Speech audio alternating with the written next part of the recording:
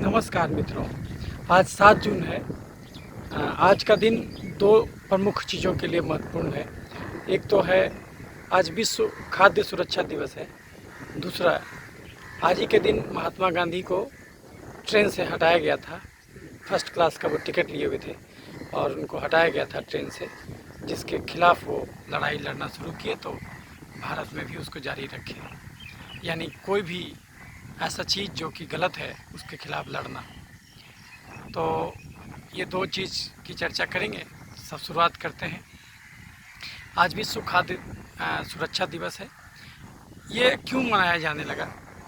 इसलिए मनाया जाने लगा क्योंकि पिछले साल, ये ज़्यादा पुराना नहीं है, पिछले साल इथियोपिया में आदिस अबाबा में एक 12-13 फरवरी को एक कॉन्फ्रेंस हुआ, जिसमें कि बहुत सारे देशों के संयुक्त राष्ट्र संघ के आह्वान पर हुआ था।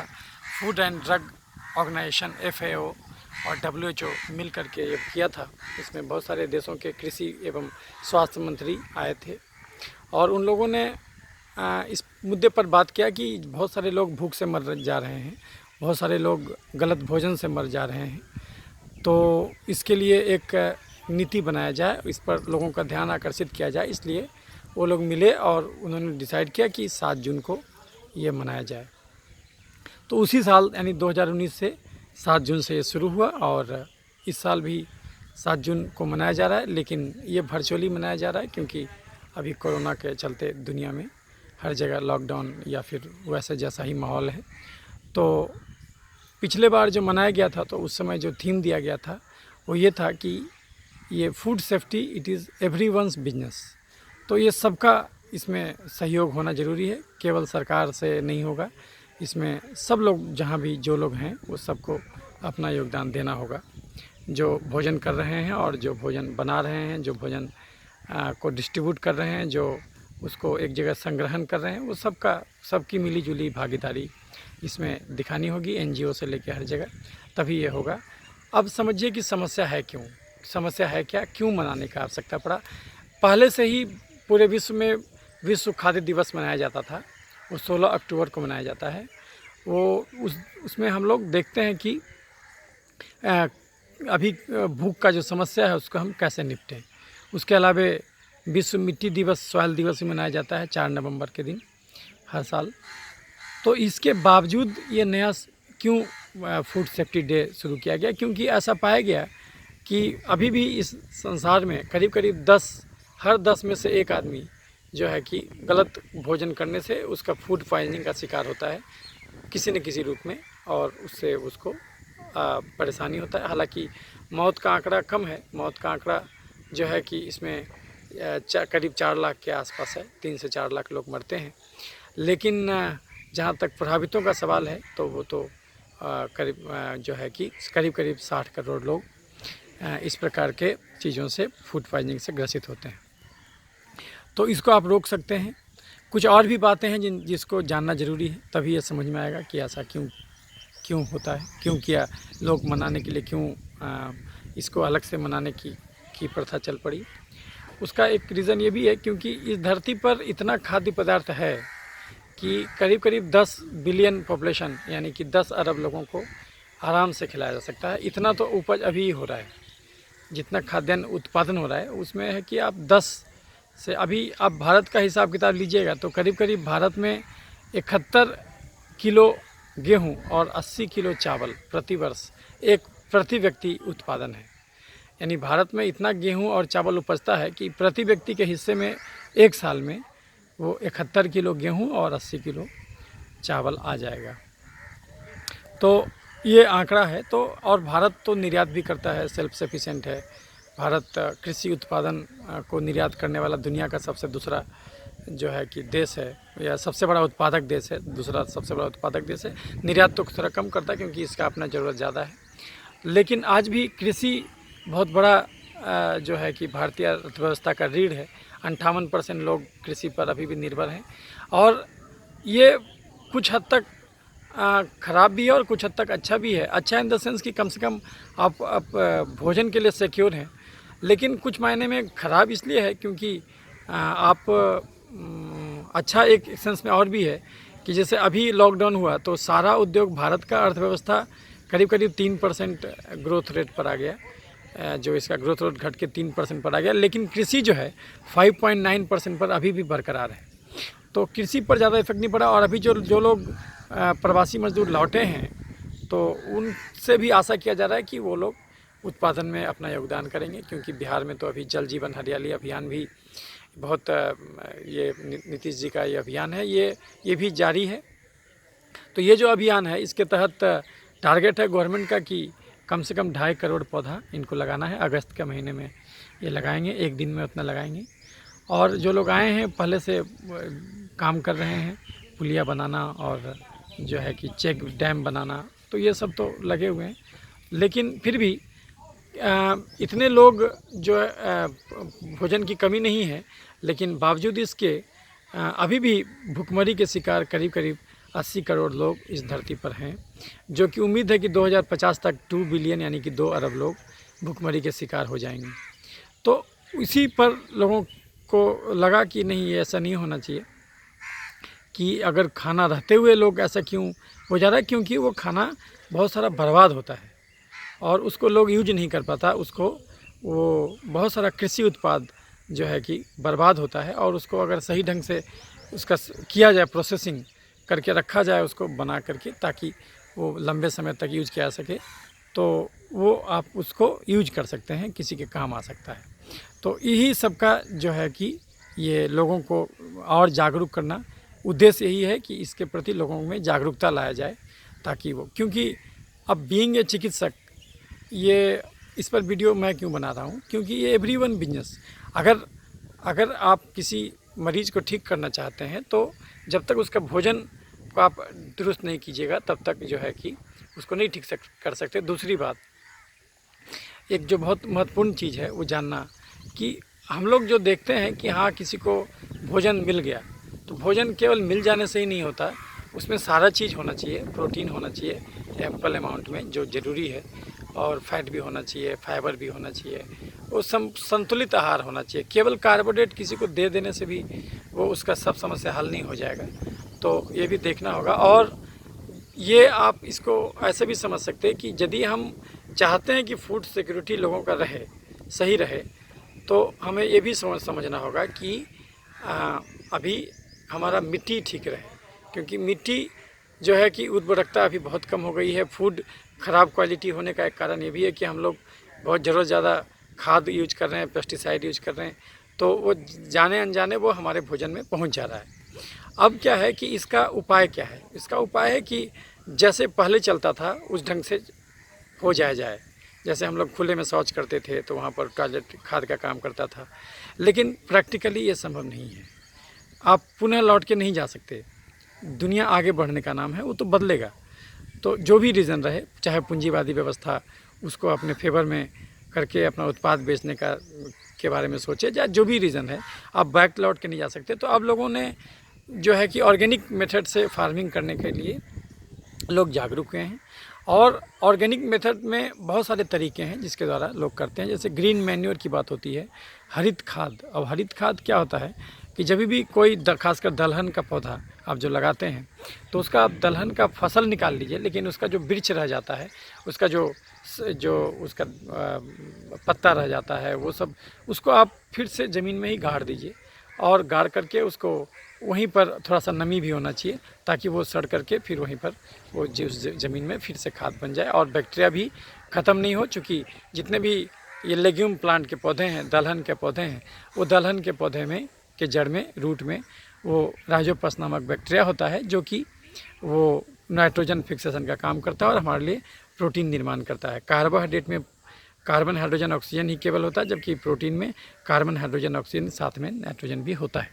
वातावरण में सबसे ज़्यादा नाइट्रोजन है, लेकिन हमारा शरीर डायरेक्टली उसको खींच नहीं सकता, तो इसलिए पौधा, दलहन का पौधा खासकर वो हमारे लिए वो नाइट्रोजन फिक्स करके, और ये काम करता है बैक्टीरिया जो कि उसके जड़ों में निवास करता है। तो ये बेसिकली एक इकोसिस्टम का हिस्सा था। तो हम लोगों ने जो ये ODF विलेज का कंसेप्ट बनाया, खुले में शौच रोक दिया, तो उसकी वजह से जो है कि अभी क्या है कि हमको खाद का रिक्वायरमेंट बढ़ गया।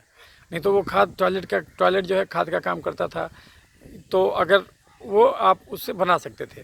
लेकिन आज के डेट में अगर आज के मानदंड से आप देखिएगा तो कोई भी आपको बोलेगा कि टॉयलेट अच्छा खाद नहीं है, क्योंकि उनको लगता है कि उससे वो इन्फेक्शन फैलेगा, क्योंकि उनके दिमाग में ऐसा बना दिया गया है कि टॉयलेट मतलब इन्फेक्शन। हालांकि मैं आपको और भी वीडियोज़ में बता चुका हूँ कि अब फीकल ट्रांसप्लांटेशन का ज़माना है, यानी कि एक आदमी के इंटेस्टाइन का टॉयलेट दूसरे आदमी के इंटेस्टाइन में डाल करके बहुत सारा बीमारी से आप छुटकारा हो सकते। तो ये जो है कि बहुत उभरता हुआ इलाज है, क्योंकि ऐसा देखा गया है कि जो आदमी स्वस्थ हैं, इसका मतलब है कि उनके शरीर में एक स्वस्थ बैक्टीरिया निवास करता है, जो कि अगर दूसरे में भी डाल दिया जाए तो उसमें भी स्वास्थ्यकर बहुत सारा चीज़ हो सकता है। आप इसको ऐसे समझिए कि आप जैसे आप पता लगाइएगा, ये पता लगाने का प्रयास कीजिएगा कि कितना बैक्टीरिया टॉलरेबल है। अब बैक्टीरिया भी दो प्रकार का होता है, जो लाभदायक है और जो लाभदायक नहीं है। तो बहुत सारी चीज़ों में तो हम लोग चाहते हैं कि बैक्टीरिया हमारे पास आए, जैसे दही खाते हैं हम लोग, फर्मेंटेशन के द्वारा चीज़ बनाते हैं, तो ये तो बैक्टीरिया का ही कमाल है। तो हम लोग चाहते हैं कि फर्मेंटेड मीट भी आता है, तो उसके में तो हम लोग चाहते हैं कि ये हमको बैक्टीरिया युक्त भोजन हम करें। लेकिन कुछ कुछ बैक्टीरिया है जो कि नुकसान करता है, तो वो सबसे बचना चाहिए। जैसे कि आपका साल्मोनेला हुआ, सीजेला हुआ, तो ये सब टाइफाइड कराएगा या फिर फूड पॉइजनिंग ज़्यादा कराएगा। और भी बहुत सारा बैक्टीरिया है, क्लोस्ट्रीडियम है, पॉइजनिंग कराएगा। तो ये सब से ये बैक्टीरिया से बचने की आवश्यकता है। लेकिन कुछ और भी चीज़ समझने की आवश्यकता है कि एक ही खराब प्रकार का भोजन अगर दो अलग अलग व्यक्ति खाएगा तो दोनों को एक ही इफेक्ट नहीं होगा। बहुत लोग जो एक्चुअली हम लोग जो है ज़्यादा परिष्कृत भोजन करने लगे हैं। जैसे कि अगर हम जब जंगल में रहते थे तो उस समय उतना पानी ऐसे नदी वाला पी लिया जाता था। तो अब क्या है कि धीरे धीरे जैसे हम साफ़ सफाई वाला पानी पीने लगे, तो उसी के अनुसार हमारे शरीर में के अंदर जो बैक्टीरिया भी जो है वो भी समझिए तो आलसी बैक्टीरिया उत्पन्न हो गया, जिसको कि ज़्यादा मेहनत करना नहीं है। क्योंकि जो हम लोग जैसा पत्ता खाते थे, जो कि डायरेक्ट जो फूड प्रोडक्ट खाते थे, जो सीधे से उसको बिना पकाए बिना सीधे खाते थे, या कभी कभी मांस भी खाते थे तो कच्चा मांस खा लेते थे, तो उसके चलते हम उसको पाचन क्रिया करने के लिए हमारे आंत में कुछ बैक्टीरिया हुआ करता था जो स्ट्रांग हुआ करता था, और वो उसका पाचन क्रिया करता था। जिसको ऐसे समझ सकते, इस धरती पर जो भी गंदा चीज़ है, जैसे कि अब कोई जानवर मर गया, अब जानवर मर गया, उसका डेड बॉडी है, तो उसको जो साफ़ करने का जो जिम्मा है, अब जो भी बड़ा जानवर खा लिया उसके बाद वो रह गया, जो बिल्कुल वो छोड़ दिया वो बच गया। अब उसको साफ़ करने का जो जिम्मा है वो है आपका गिद्ध का, वल्चर। अब जब वल्चर पर वैज्ञानिकों ने अध्ययन किया तो उन्होंने को पता चला कि वल्चर का जो चेहरा होता है, जो फेस होता है, वल्चर के फेस पर ज़्यादा प्रकार के बैक्टीरिया पाए जाते हैं इन कंपेरिजन टू ये आपका कि उसके आंत में। तो करीब 500 प्रकार के बैक्टीरिया उसके चेहरे पर पाया गया, तो जो कि उनको प्रोटेक्शन देता है। क्योंकि कोई भी वल्चर जब शुरू करता है खाना तो वो किसी भी मरे हुए जानवर के आंत से यानी कि एनस से घुसता है और उसके अतरी को खाता है, क्योंकि अतरी उसका प्रिय भोजन है। और अतरी को जो बड़ा जानवर है वो जनरली छोड़ देता है, क्योंकि वो मांस खाता है। तो आप सोचिए कि उस वल्चर को कुछ नहीं होता, बल्कि वो वल्चर ठीक रहता। अभी तो वल्चर कुछ लोग मर रहे थे इंडिया में, उसका कारण वैज्ञानिक लोगों ने पता किया तो पता चला कि जो कुछ जानवर को कुछ बीमारी होता था तो उसको दर्द को कम करने के लिए डिक्लोफेनेक का इंजेक्शन दिया जाता था। और डिक्लोफेनेक के इंजेक्शन अगर ले करके और उसके बाद जानवर वो मर गया और उसके आध घंटे के अंदर उसको अगर गिद्ध खाया तो वो गिद्ध मरने लगे, तो डिक्लोफेनेक से वो मरने लगे। यानी कि जो गंदा खाना खा के नहीं मरते हैं वो डिक्लोफेनेक से मरने लगे। तो अब क्या है कि सब प्रकार का जो शरीर है वो अलग अलग चीज़ों के लिए बना हुआ है। प्रकृति में ऐसा बनाया गया है कि हर इंसान का अलग अलग और हर जीव का अलग अलग भोजन है और सबका अलग अलग काम है कि कौन किस स्टेज में काम करेगा। हम लोगों ने जो विकास के दौरान ऐसा किया है कि हम लोगों ने, जैसा कि मैं बायोडाइवर्सिटी डे के अपने ये में पोस्ट में भी मैंने बताया था कि ये हम लोगों ने जो परिष्कृत भोजन शुरू किया तो उसके चक्कर में और जो है कि अपनी आबादी हम लोगों ने जो बढ़ाई, मनुष्यता ने जो आबादी बढ़ाई, 1810 में 1 अरब थे हम लोग और अभी जो है 7.5 अरब से ज़्यादा हैं। तो ये जो हम लोग जो ने बढ़ाया आबादी, तो ये आबादी बढ़ने का कीमत क्या अदा किया, इस आबादी बढ़ने का कीमत हमने अदा किया कि बहुत सारे जीवों को हमने धरती से ख़त्म कर दिया। तो करीब जो है कि 50% बायोडाइवर्सिटी 52% बायोडाइवर्सिटी पिछले 40 सालों में मनुष्य जाति ने ख़त्म कर दिया। और ये बायोडाइवर्सिटी केवल जीव जंतुओं में ही ख़त्म हुआ ऐसा नहीं है। जब आप पता लगाइएगा तो आपको ये भी पता चलेगा कि ये बायोडाइवर्सिटी एग्रीकल्चर में भी कम है। मनुष्य जाति 1900 ईस्वी से आप जोड़िएगा तो 1900 से अभी के कंपेयर कीजिएगा तो करीब करीब 70% जो फसल हुआ करता था, जो विविधता हुआ करता था, बायोडाइवर्सिटी ऑफ क्रॉप्स अगर आप जोड़िएगा, जो भी खाद्य पदार्थ हुआ करते थे उनकी जैव विविधता करीब करीब 70% घट गया है। तो जो भोजन हुआ करता था तो भांति भांति का भोजन हुआ करता था, तो वो चीज़ आपका अब घट गया, क्योंकि जो है कि उतने लोगों, जब जंगल हमने ख़त्म कर दिया। अब जैसे बताया था मैंने पिछले वीडियो में भी कि अगर आप देखिएगा तो 80,000 हेक्टेयर भूमि प्रतिदिन मनुष्य जंगल जो है प्रतिदिन को काट देता है और उसको खाद्य पदार्थ उपजाने के क्रम कृषि कार्य में यूज करने लगा है। तो यानी कि अगर जोड़िएगा तो प्रति मिनट करीब करीब 50 फुटबॉल का मैदान खाली कर दिया जा रहा है। जंगल उतना बड़ा एरिया का जंगल को हम लोग खाली कर दे रहे हैं। तो इस ढंग से मनुष्य जाति अपना संख्या बढ़ा रहा है, लेकिन बहुत सारा जीव को धरती से विलुप्त करते जा रहा है। तो उसका सोल्यूशन ये है कि भाई आपको खाना सही मिले तो आपको मिट्टी सही रखना होगा। मिट्टी सही रखने के लिए आप जो ये सब जो खाद यूज करते हैं, जो आप इंसेक्टिसाइड यूज करते हैं, तो वो सब जैविक यूज कीजिए। अब जैविक यूज करने का अर्थ हुआ कि आप टॉयलेट भले यूज ना करें, लेकिन आप जैविक बहुत सारे चीज़ों से यूज कर सकते हैं। जैसे कि आपको बताया कि हरित खाद जो कि आप किसी भी पौधे को ही उसका फल निकाल लें और उसका बाकी चीज़ जो बच गया, पत्ता डंटी, वो सबको उसी में डाल दें। और बारीक होना चाहिए रेशा, ज़्यादा रेशा नहीं होना चाहिए, नहीं तो गलने ज़्यादा समय लगेगा। तो वो एक तरीका हुआ। दूसरा एक तरीका है कि आप केंचुआ को भी वर्म कंपोस्ट कहते, वो भी आप डाल सकते हैं, उससे भी हो जाता है। आजकल एक नया टेक्निक आया है, हाइड्रोपोनिक्स। अब क्या है कि जब ज़मीन की कमी हो जा रही है तो हाइड्रोपोनिक्स टेक्निक बहुत इफ़ेक्टिव टेक्निक है। इसमें हम लोग क्या करते हैं कि जैसे भी जो भी नारियल होता है, नारियल हम लोग खा लेते हैं, लेकिन नारियल का जो वो कवर होता है, वो कवर को हम लोग फेंक देते हैं। लेकिन उस कवर को भी अगर काट करके बुरादा बना दिया जाए और उस बुरादे को अगर पानी में डाल करके और उसमें एक पाइप में भर दिया जाए और उसी में पानी का भी फ्लो किया जाए और उस पाइप में ही पौधा लगा दिया जाए, तो बहुत सारा आप फल सब्जी उपजा सकते हैं हाइड्रोपोनिक्स के द्वारा। तो उसमें बेसिकली जो नारियल का बुरादा होता है वो सपोर्ट का काम करता है और उसमें हम लोग न्यूट्रिएंट डालते जाते हैं कि कितना फास्फोरस का ज़रूरत है, कितना पोटासियम का ज़रूरत है, कितना नाइट्रोजन का ज़रूरत है, वो हम लोग उसी पानी में डालते जाते हैं। तो इसको हाइड्रोपोनिक्स कहते हैं। तो हाइड्रोपोनिक्स मेथड के द्वारा आप सब्जियां उपजा सकते हैं, फल उपजा सकते हैं। फिर आप वर्म कंपोस्ट डाल करके और फिर जो है कि आप ये अपने घर में भी खाद बना सकते हैं। लेकिन जो बाहर से ख़रीदते हैं ये चलन अब बंद होना चाहिए। और इंसेक्टिसाइड भी जैविक ढंग से आप बना सकते हैं। बहुत सारा नीम का पत्ता का छाल से बना सकते हैं। पार्थेनियम का पौधा जो कि भारत में बहुत ज़्यादा कल्प्रिट है, हम लोग जैसे खासकर हम चमड़े के डॉक्टर हैं तो एयरबोर्न कंटैक्ट डर्मेटाइटिस कहा जाता है कि पार्थेनियम से होता है। हालांकि हमने ये खोजा कि नहीं, इसमें पार्थेनियम महज संजोग है कि उससे आपको ये बढ़ गया, लेकिन ये तभी दिक्कत करेगा पार्थेनियम जब आप ज़्यादा चीनी खाइएगा। एक्स्ट्रा चीनी खा के जब शरीर में एलर्जी बनाइएगा तभी आपको उससे दिक्कत होगा। खैर ये अलग मुद्दा है। लेकिन उसी पार्थेनियम के पौधे को अगर आप यूज कीजिएगा तो एक बहुत अच्छा वो इंसेक्टिसाइड का काम कर सकता है। तीसरा आप कर सकते हैं कि जैसे टोबैको का प्लांट है, टोबैको का प्लांट भी बहुत अच्छा इंसेक्टिसाइडल होता है।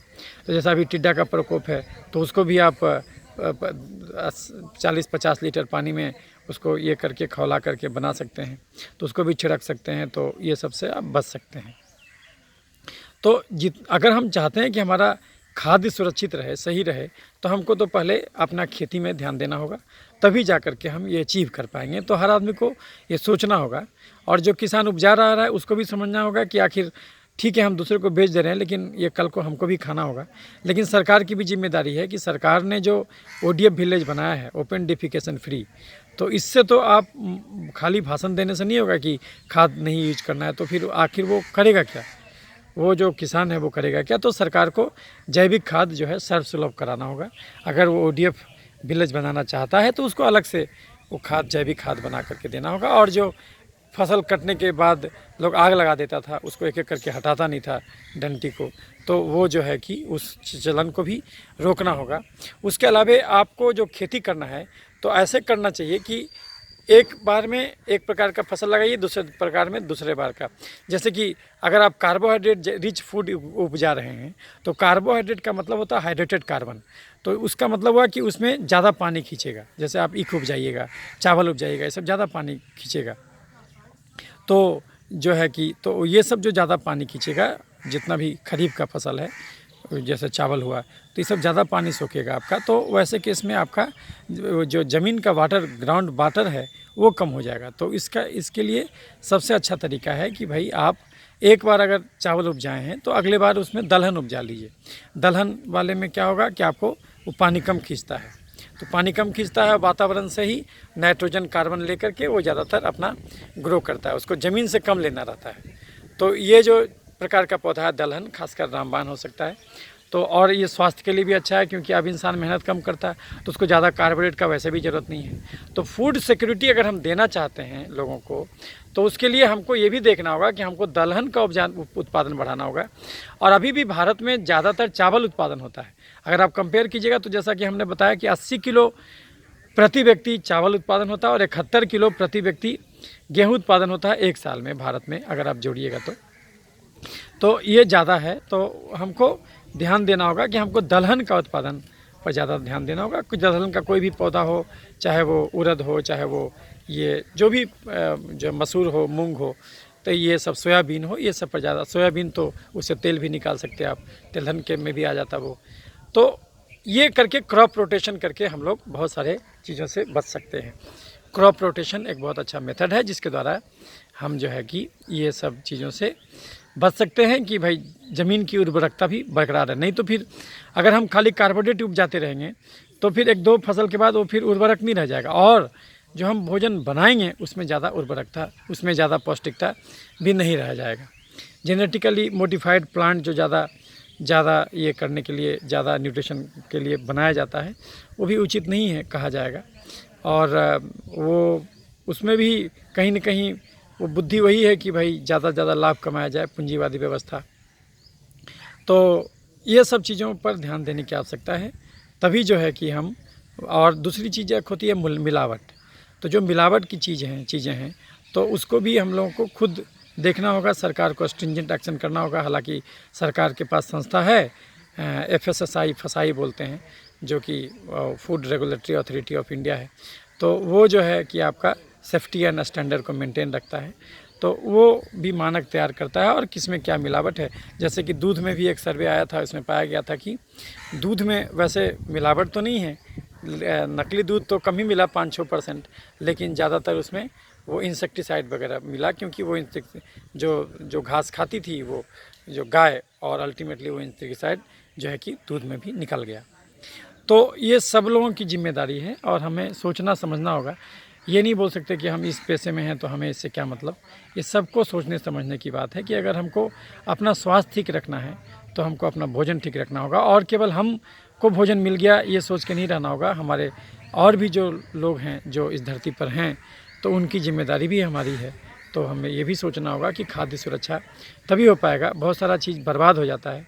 अभी लॉकडाउन के दौरान किसान बहुत सारा अपना उत्पाद सड़क पर फेंक दे रहा था, तो ऐसा नहीं होना चाहिए था। अगर उसको सरकार को करना चाहिए था कि एक भंडारण करके उसको अच्छे से ये कर देता, ताकि बाद में यूज होने लायक वो हो सकता। तो कोल्ड स्टोरेज और ज़्यादा बढ़ाना होगा।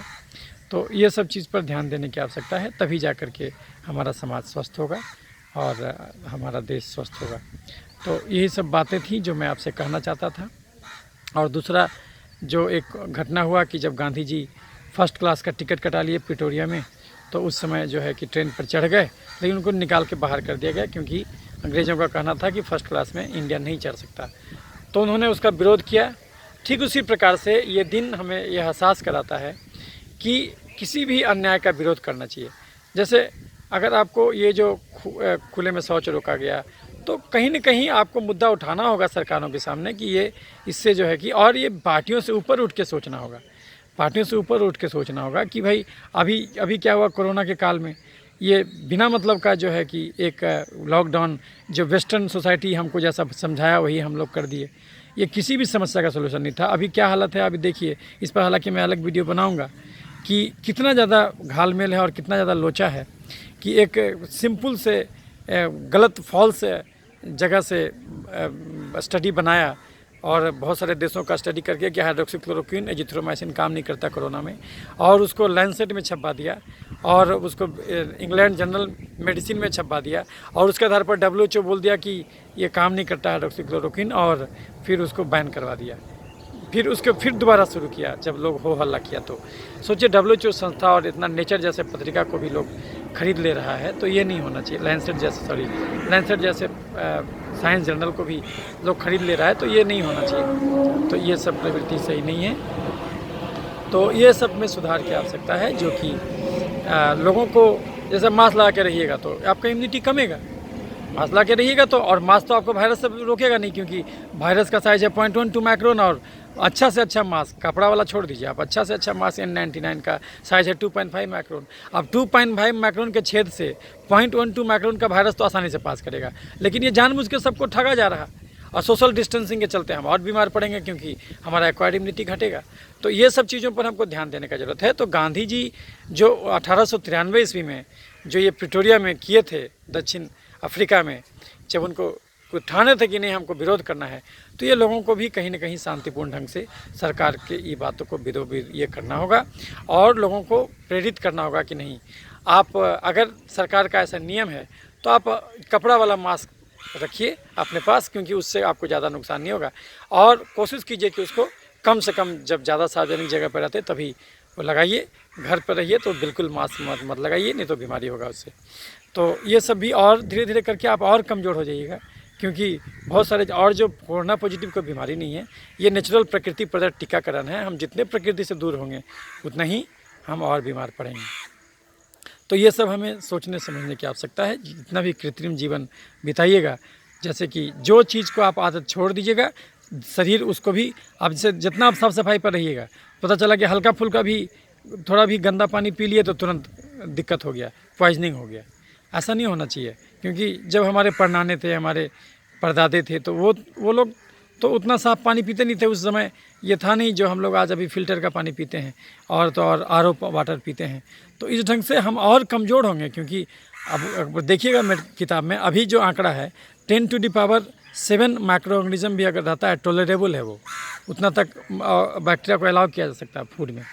तो अगर आप चाहते हैं कि आप ज़्यादा स्ट्रॉन्ग बने इम्यूनिटी, तो एक तो 60 ग्राम प्रोटीन रोज़ लीजिए, रोज़ 1 से 2 घंटा रोज़ टहलिए, और हरा साग सब्जी जम के खाइए, और ये एक्स्ट्रा कार्बोहाइड्रेट, ये चीनी, चावल, आलू, खस्सी का मांस, मीठा फल, दूध, मैदा, ये सबसे परहेज़ करें, क्योंकि ये उस आदमी का खाना है जो 8 घंटा कुदाल चलाए खेत में, 8 घंटा पीठ पर बोझा ढोए, 8 घंटा पैदल चले। अब आप कम मेहनत करते हैं, तो अब आपको अपने ईख को से चीनी बना के खुद नहीं खाना है, बल्कि इस ईख से इथेनॉल बना के उससे गाड़ी चलाना है। तो अब ये समझने की आवश्यकता है, क्योंकि अब जो इस धरती पर केवल 40-45 साल का ही ये बचा हुआ है तेल और डीजल गैस, तो हमको अब सौर ऊर्जा पर ज़्यादा जाना होगा, और जो धरती को हम बदले हैं उसके हिसाब से अपना जीवन भी बदलना होगा। तो यही एक मैसेज है जो कि सब लोग को समझना होगा, और हमको तभी हम ये लक्ष्य को प्राप्त कर सकते, फूड सेफ्टी, और तभी हम ये स्वस्थ समाज का निर्माण कर सकते। तो अभी क्या है कि फूड में मिलावट भी होता है, तो मिलावट में लोग क्या करता है, जैसे अब लोग रहता है लॉज में जो छात्र रहते हैं, पढ़ाई करते हैं दूर से आकर के किसी बड़े शहर में, तो वहाँ पर लोग क्या करता है कि चावल का जो माड़ निकालता है वो दाल में मिला देता है। दाल चूँकि महंगा है, और माड़ में क्या है, स्टार्च है, स्टार्च मतलब कार्बोहाइड्रेट है, वो अगबे चीनी है, और चूँकि वो तो उसका भोजन है जो कि 8 घंटा कुदाल चलाए खेत में, 8 घंटा पीठ पर बोझा ढोए, और स्टूडेंट को तो बैठ के पढ़ाई करना है, उसमें उसका ज़्यादा कैलोरी खर्च होगा नहीं। तो वैसे केस में अगर वो दाल जो इस मेस में खाता है, उसमें क्या करता है, दाल में वो स्टार्च मिला देता है, वो माड़ मिला देता है, तो उसके चलते उसका सेहत खराब होगा। तो ये सब चीज़ हमको समझना होगा और देखना होगा कहाँ कहाँ मिलावट है। उसको नकली पनीर है उसको पहचानना है, तो आप जो है कि आयोडीन का टिंचर आता है वो डालिए 2 बूंद, देखिए काला पड़ गया मतलब नकली पनीर है, उसमें वो मिला देता है, आपका वो मैदा मिला देता है। तो ये सब चीज़ हर चीज़ में हम लोगों को ये खुद देखना होगा। दूध में पानी मिला हुआ कि नहीं मिला हुआ है, एक बर्तन पर रखिए 1-2 बूंद और उसको हल्का सा बर्तन को मोड़ दीजिए। तो मोड़िएगा तो छलक जाएगा नीचे, छलकेगा तो जो आखिरी बूंद बचेगा उसमें देखिएगा अगर वो पानी बचा है इसका मतलब पानी मिलाया हुआ है, और अगर दूध बचा है तो इसका मतलब दूध है, वो प्योर है। तो ये सब कुछ तरीका है जो कि लोगों को जानना चाहिए। तो ये करके जो है कि तभी हम लोग ये सही तरीके का भोजन कर सकते हैं। कोशिश कीजिए कि जो भी आप सलाद खाते हैं या फिर अगर आपको लगता है कि आप ज़्यादा ये मेंटेन रखते हैं तो उसको बॉयल करके खाइए, ताकि उसमें जो ये हो, हालांकि बॉयल करने से कुछ बैक्टीरिया भी मर जाता है। तो दोनों चीज़ का विचारधारा है। जैसे पास्चुराइजेशन के आप नेट में सर्च कीजिएगा तो पास्चुराइजेशन के अगेंस्ट में भी धारणा है और ये में भी धारणा है। अगेंस्ट में धारणा ये है कि अगर आप नेचुरल मिल्क पीजिएगा तो आपको बहुत सारा बैक्टीरिया भी मिलेगा और ऐसे बैक्टीरिया को मार दीजिएगा। बैक्टीरिया ही तो आपका भोजन पचाता है। तो आप जैसे ही प्रकृति से दूर जाइएगा वैसे ही आपका जीवन जो है कि असहज होने लगेगा, तो उससे भी आप मुसीबत में पड़िएगा। तो ये सब कुछ बातें थी जो कि आपसे शेयर करना था। तो अगर ये वीडियो अच्छा लगे तो लाइक और शेयर कीजिए। मैं डॉक्टर क्रांति चंदन जयकर, चर्म रोग पूर्व विभागाध्यक्ष, सह प्राध्यापक, एसोसिएट प्रोफेसर, इंदिरा गांधी आयुर्विज्ञान संस्थान पटना। वैसे तो मैं चर्म रोग चिकित्सक हूँ, लेकिन चर्म रोग की चिकित्सा जब मैं करने लगा तो मुझे ये पता चला कि अगर दुनिया में कोई भी बीमारी 5 ही कारण से होता: ज़्यादा कार्बोहाइड्रेट खाना, कम प्रोटीन खाना, नहीं टहलना, 10 मिनट भी स्किन में धूप नहीं रोज़ लगवाना और 6 घंटे का नींद भी नहीं लेना। तो इसीलिए हम लोग को कार्बोहाइड्रेट कम से कम खाना चाहिए, क्योंकि हम शारीरिक एक्टिविटी कम से कम करते। अगर आप बिल्कुल मेहनत नहीं करते तो भी आपका खर्चा जो है केवल 1500 कैलोरी है। तो और बाकी जितना मेहनत करते हो उतना कैलोरी काउंटर से आप देख लीजिए कितना कैलोरी खर्च किए, उतना ही एक्स्ट्रा लेना है। और जैसे कि आप 1 घंटा चलिएगा पैदल तो करीब करीब 300 कैलोरी खर्च होगा। 1 घंटा साइकिल चलाइएगा तो 600 कैलोरी खर्च होगा। तो और अगर आप पता चला कि आज हम लोग जो खाना खा रहे हैं वो खर्चा कर रहे हैं 2000 कैलोरी, खा रहे हैं 4000 कैलोरी, तो उससे बीमारी होगा। वही भोजन अगर हमारे पास एक्स्ट्रा है तो हम गरीबों में बांट दें, तो इससे क्या है कि सब लोग सुखी होगा और स्वस्थ भी होगा। तो यही चीज़ करने की आवश्यकता है। एक तरफ ओवर ईटिंग है और एक तरफ लोगों को भोजन नहीं मिल रहा। ये नहीं होना चाहिए, ये मानवता हमें नहीं सिखाता। तो यही सब कुछ बातें थी जो मैं आज कहना चाहता था। कुछ भी ये सुझाव हो, कुछ लगे कुछ, तो आप कमेंट कर सकते। और मिलते हैं फिर अगले वीडियो में। नमस्कार।